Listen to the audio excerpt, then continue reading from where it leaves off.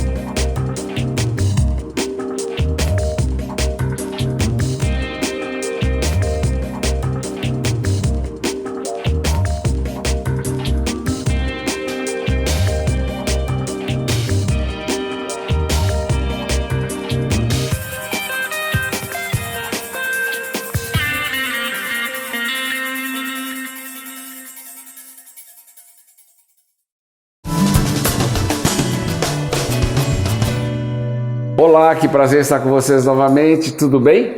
Prontos para nos seguir? Está aqui conosco. Olha, você sabe que eu estava conversando esses dias com um caríssimo amigo telespectador, não é meu amigo íntimo, mas em sendo meu telespectador, passa a ser meu amigo, porque afinal eu entro na sua casa.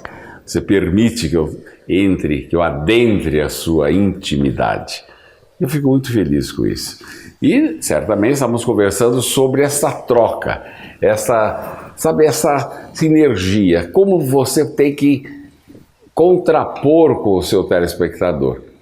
E justamente ele me deu algumas sugestões de coisas que ele gostaria de ver e ouvir no programa. E eu achei isso muito legal. Então eu, na medida do possível, eu tenho colocado no ar justamente essa possibilidade de vocês interagirem com a produção do programa, dando sugestões de entrevistas, até de pessoas, e naturalmente vai passar pelo crivo da produção, do diretor do programa, mas de qualquer forma você tem essa chance e nós temos a felicidade de podermos lhe dar essa chance, porque essa interação naturalmente nos coloca mais perto do seu bel prazer, do seu gosto, da sua vontade de ouvir e saber temas e conhecer temas, não é verdade?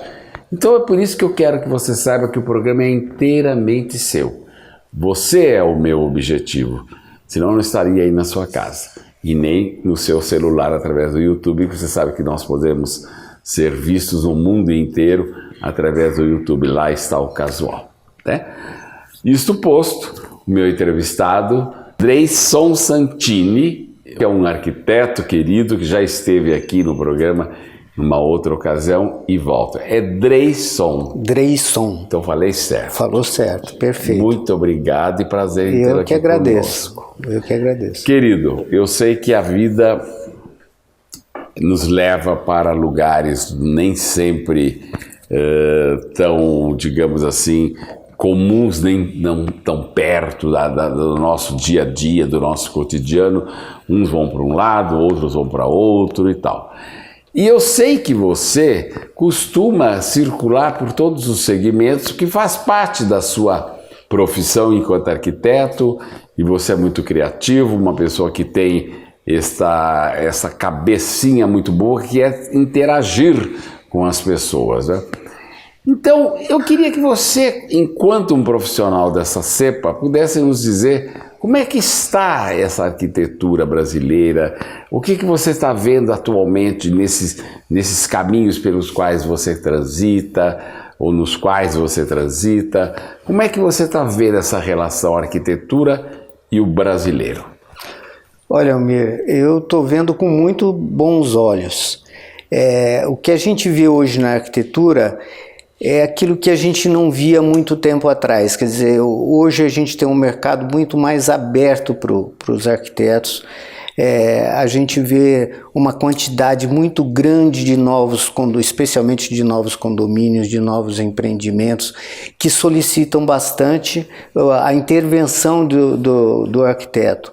E a arquitetura também brasileira está passando por um momento de bastante criatividade, eu entendo, buscando uma vertente mais moderna, coisa que a gente não via algum tempo atrás, que a gente via muitos desenhos ou projetos mais clássicos, né? A tendência era mais ou menos essa, né? Antigamente, o colonial, o colonial brasileiro, o colonial americano, que aliás é muito bonito, que eu gosto, e por aí. Agora você está dizendo que traz para essa modernidade autoral. Autoral. Ponto. Porque também o modo de vida tem levado a essa busca. As casas, falando especificamente em residências, as casas mudaram. Porque mudou o comportamento, mudou o conceito, mudou a questão fundamental da segurança, ou seja, da insegurança, que trouxe as pessoas mais para dentro de casa, né? Para um convívio mais familiar, de trazer os amigos para dentro de casa. Então, tanto que hoje as áreas de lazer das casas, elas são mini clubes até, né? É verdade. De tamanho... Preparadas para isso, né? Exatamente, equipadas totalmente para isso, para que as pessoas tenham conforto em casa e possam conviver com mais segurança dentro de casa. Isso mudou o perfil e o desenho também da arquitetura.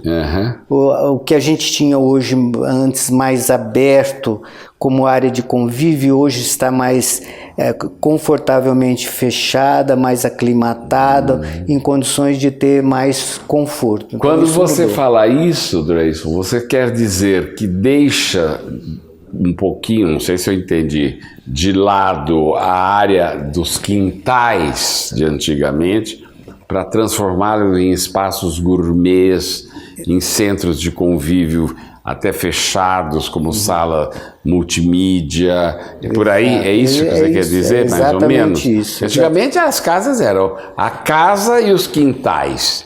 Lá, máximo, tinha uma churrasqueira no quintal e tudo isso. Não era isso? Isso mesmo. Coisa de 30, 40 anos. Se a gente lembrar de pouco tempo atrás, como você falou, como é que eram concebidas as casas? Muito mais compartimentadas, uma sala na frente, separado por parede, uma sala de jantar separado por uma cozinha, depois saía para uma varanda e depois você teria um quintal e às vezes no fundo a tal da edícula. Exatamente, esqueci da edícula. Verdade. Ou da redícula. Agora Agora você fala, por exemplo, desse novo conceito, né, dessa modernidade. Quando a gente viaja por aí, principalmente pela Europa, você vê que as casas continuam lá.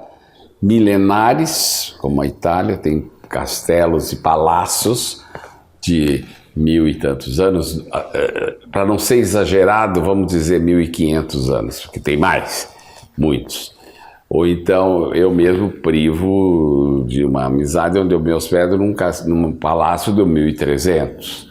Entendeu? Você veja, está lá. E eles vivem lindamente. Por que é que nós tivemos que nos reinventar disso?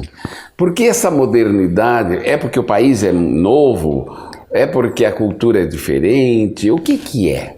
Eu entendo que aí tem alguns fatores. Eu nunca perguntei isso para arquiteto, olha que engraçado. Mas tem alguns fatores. Uma, que o Brasil é novo, é um país novo. A Europa, usando como exemplo, são países milenários, que tiveram uma cultura muito maior de preservação do seu patrimônio. Nós não temos essa cultura, pelo contrário. Derruba-se nós vamos tudo, dizimando tudo e se reconstrói tudo.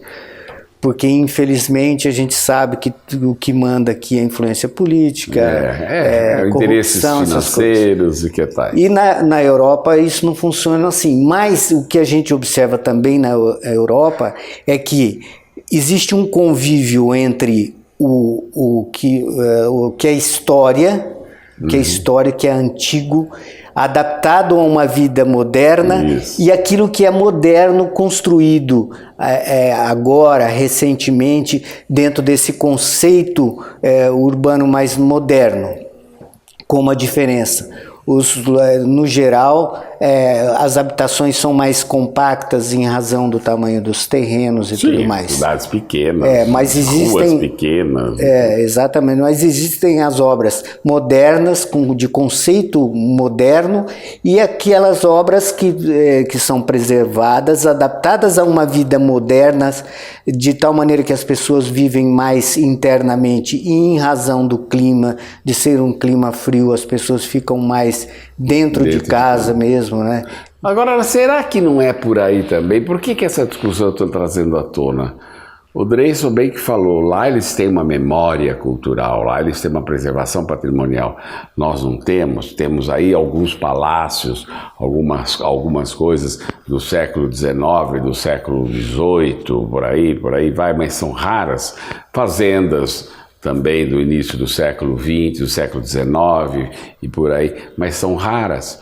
Agora, quando é que nós vamos ter um patrimônio arquitetônico? Eu quero dizer que nós temos um patrimônio cultural já bastante robusto no país. Nós temos excelentes arquitetos, sim, excelentes profissionais dessa área. E não temos um patrimônio preservado, isto é, nós vamos ter...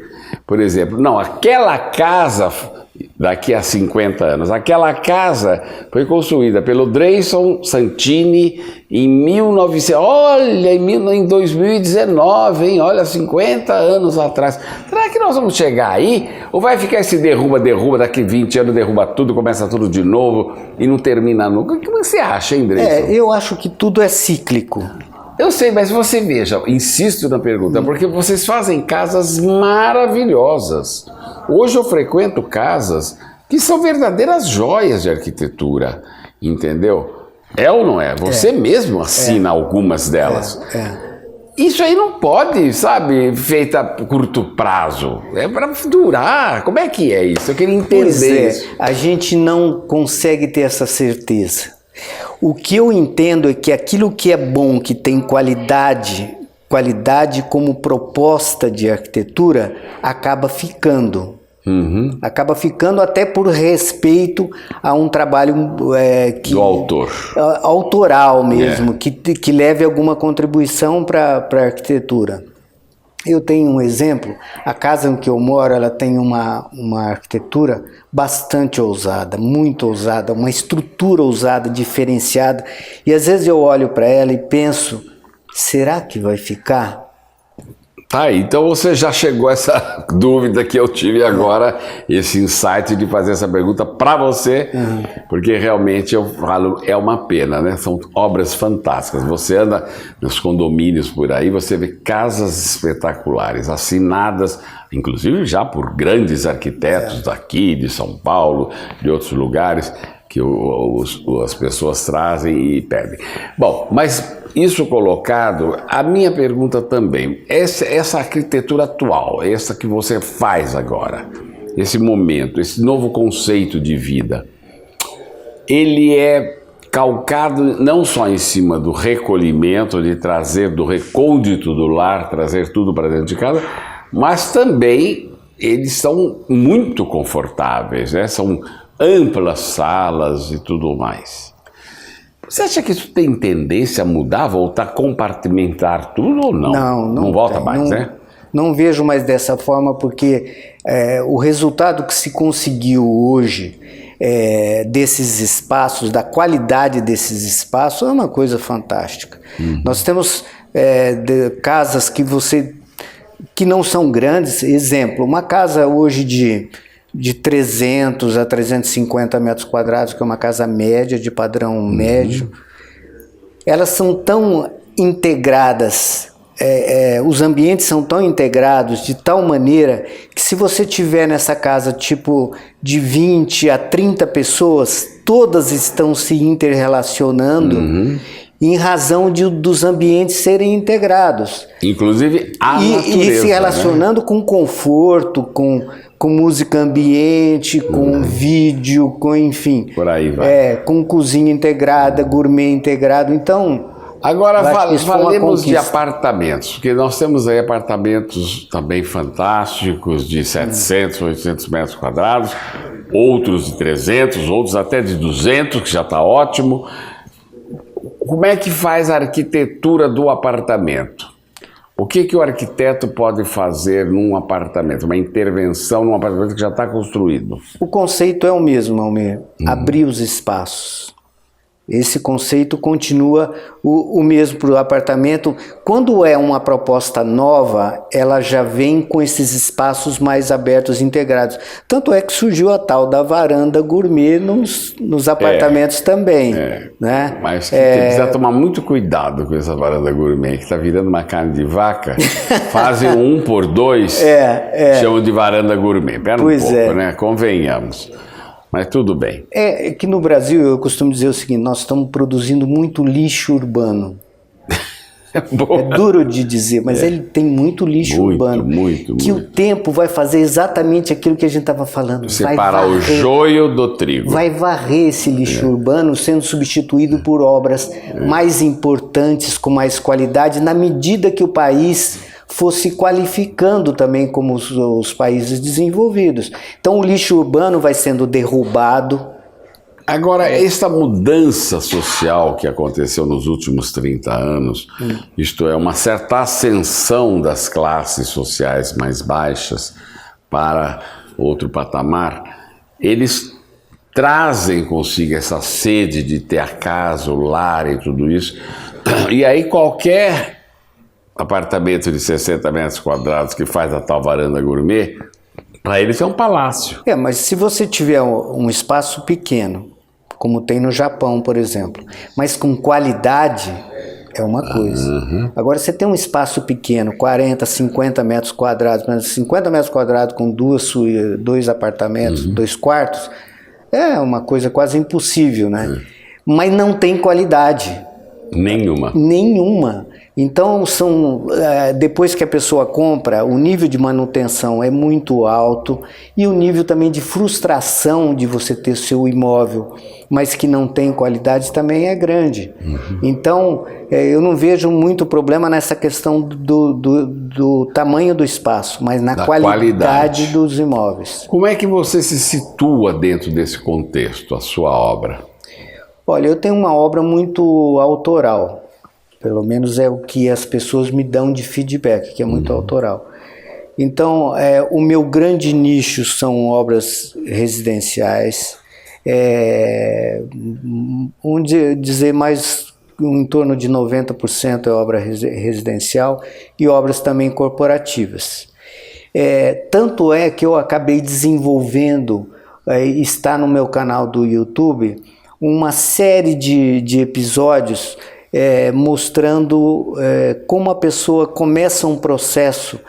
Exemplo, eu quero construir minha casa, como é que eu começo esse processo? Agora eu ia chegar justamente nesse ponto que o Dreyson está falando, porque ele teve aí a supimpa ideia de colocar num programa de televisão aberta, até pouco tempo, uma, entre aspas, digamos, de perguntas e respostas sobre o trabalho da arquitetura. Olha que interessante. E ele, naturalmente, responde com muita propriedade as dúvidas que você possa ter. Nesse canal, quer dizer, eu tenho já no YouTube uma série de episódios que vai desde quando você queira definir o condomínio que você vai morar, aonde vai ser localizado, o tamanho do condomínio, o tamanho do lote e tal. A dúvida que você tem, como é que eu vou escolher meu lote? Como é que vai ser? Entendeu? Face então, norte, face sul, leste, exatamente. Onde que é alto, baixo. Você está aí predisposto a tudo isso. Sim. Maravilha, né? Orientamos, sim. Que bom. Com certeza.